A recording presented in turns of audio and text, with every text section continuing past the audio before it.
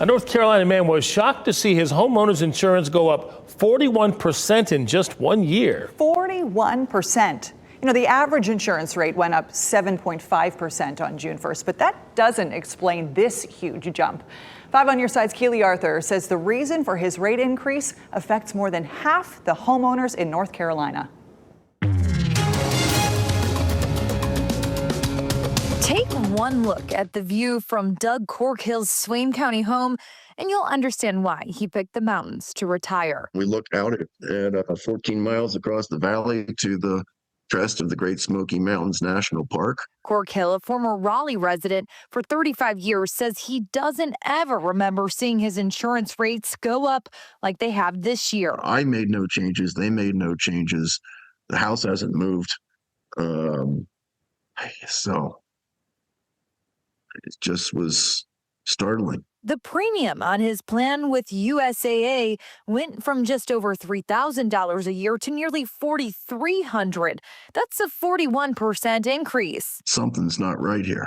USAA sent us a statement saying in part repair costs and home values have increased significantly in recent years, which has impacted insurance rates for consumers across the country. But there's more to it than that. Corkhill discovered at some point he unknowingly agreed to something called consent to rate, a clause all insurance companies can write into a policy. It allows insurers to charge a customer 250% more than the maximum rate allowed by the state.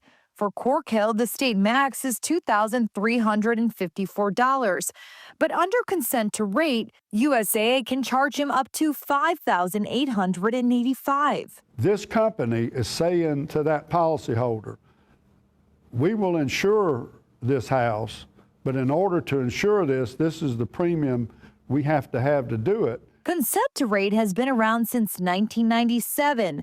For decades, insurers had to get homeowners to sign a document agreeing to pay consent to rate premiums every year.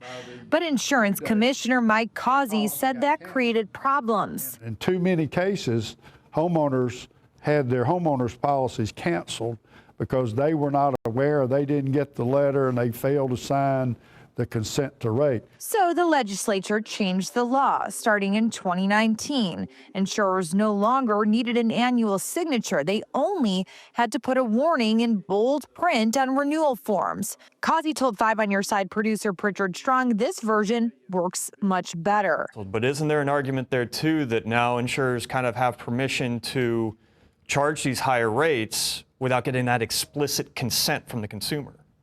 Well, they have explicit consent because when they buy the policy, they sign that this is a consent to rate. Since the law changed, the percent of home insurance policies in North Carolina that consent to rate went from 41 to 55%. And I don't mind that they raised my rate, but it seemed excessive. So I've heard their messages loud and clear, but at the same time, as commissioner, I'm required to try to keep a healthy insurance market so the insurance companies don't pull out, because that would be harmful to consumers. If your insurer asks you to approve consent to rate, you can say no, but your insurer can then drop you. You may be able to find a better rate with a new insurance carrier, or you can do what Corkhill did and raise your deductible to lower the cost of your premiums. Keely Arthur, 5 on Your Side. Some important options there. By the way, we also reached out to the North Carolina Rate Bureau, who negotiates rates with the state on behalf of insurers.